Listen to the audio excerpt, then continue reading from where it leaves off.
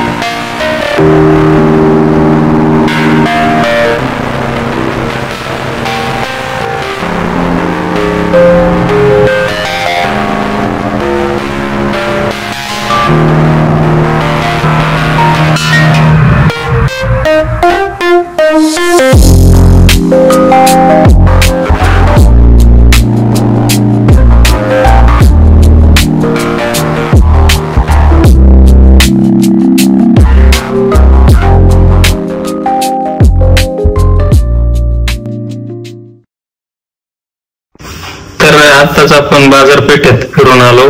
परत ते शोभेच्या वस्तू वगैरे पाहिल्या.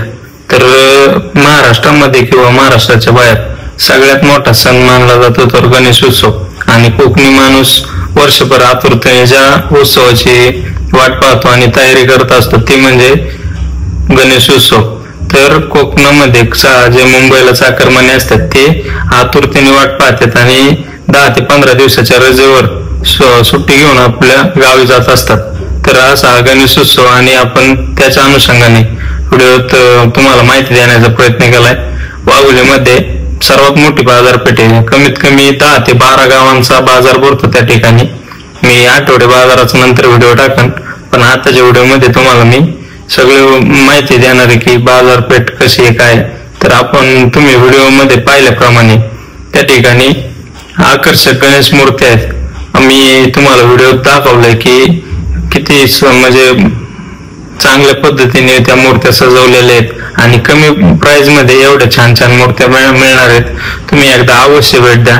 आणि अनेक वस्तू आहेत तिथं, म्हणजे सगळे फुलं, परत गणेश मूर्त्या, घरगुती सजावटीच्या वस्तू, गणपतीच्या डेकोरेशनच्या सर्व वस्तू आहेत त्या ठिकाणी.